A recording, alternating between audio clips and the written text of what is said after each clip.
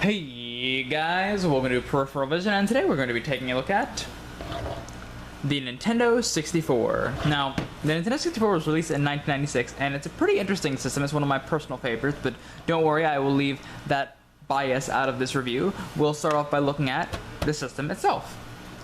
Starting from the top, we have the good old Nintendo logo etched into here, the cartridge slot here. If you're curious, this is what the N64 cartridges look like. Unfortunately, there's no top label, so when you have them in a shelving unit of some kind, you won't be able to tell which games you have, but kind of a major oversight. A lot of people have an issue with that, but whatever, they fit right into here.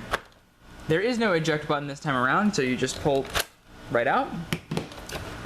Under that, there's a little bit of ventilation, and the power and reset. The power comes in the form of a switch.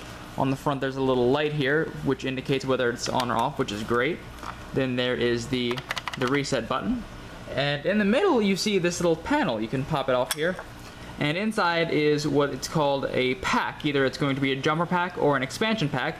Now the difference between those is one of those packs allows you to play certain specific games that require more RAM. The other one does not. I have a more detailed review of that in my N64 playlist. It's got a review of the expansion pack, so you can check that out if you're interested in learning more.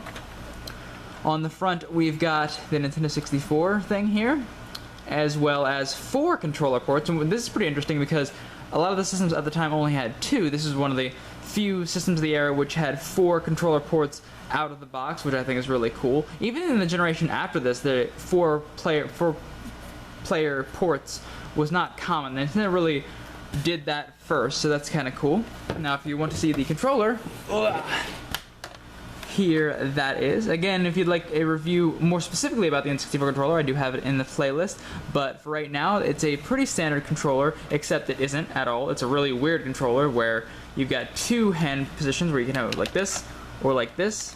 A few main things. This is the first, or one of the first ones that really utilize the analog stick a lot, and this analog stick unfortunately is kind of flimsy. After a while, the OEM N64 controllers sticks will wear out pretty quickly, so it's kind of a downside there, but not a terrible controller.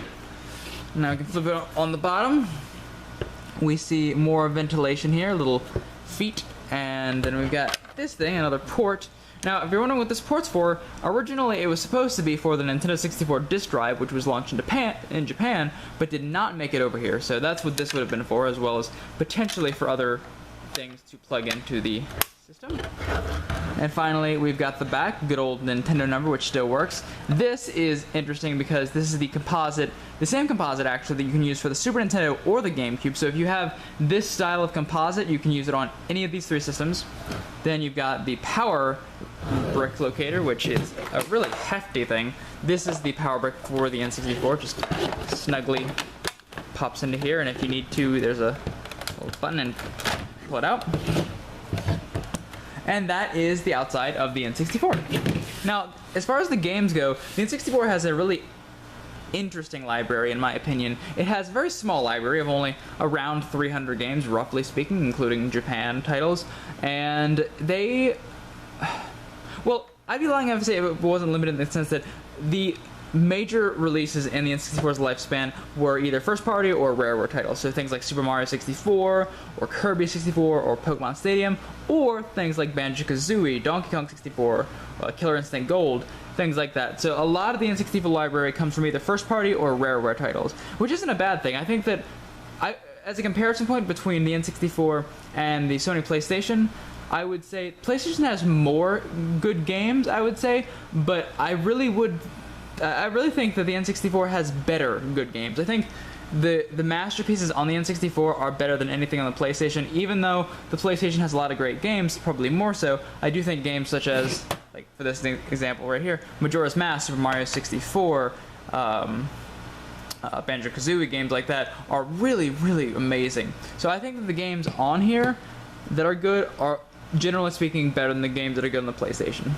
But that being said, you will get a larger library and potentially a wider variety of RPGs, sports games. This system had a lot of platformers and racing games, and to a certain extent, minigame kind of compilations. The Mario Party series started off on this system, so it's definitely known for 4-player local multiplayer. So, but you're not going to get a lot in the way of RPGs or games with like story-driven narratives.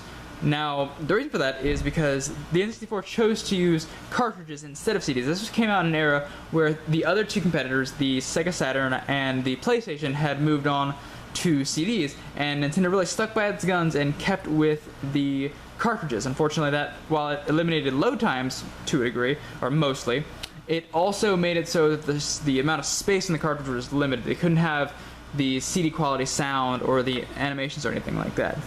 And one final note about the N64 is that this was the first console, and one of the very few home consoles, which really experimented heavily with the idea of different colored consoles. Now, example of that, let me reach over here and grab it, is the Fantastic series. This particular model is the Fantastic Jungle Green. This came originally bundled with Donkey Kong 64.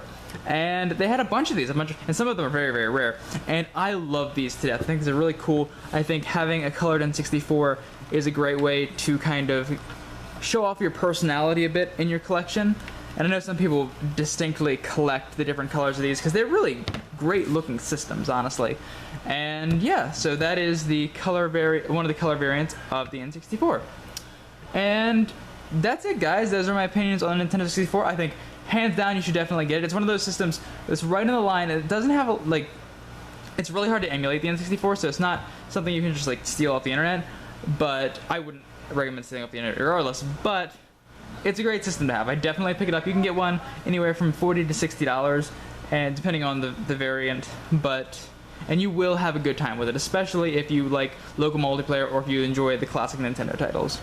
As always, I'd like to say that this video has been sponsored by Save Point in Lemoyne, Pennsylvania. If you'd like to check them out, I will include a link in the description to their website where you can order things. Everything that you've seen in this video is available for sale with them. And as always, later days.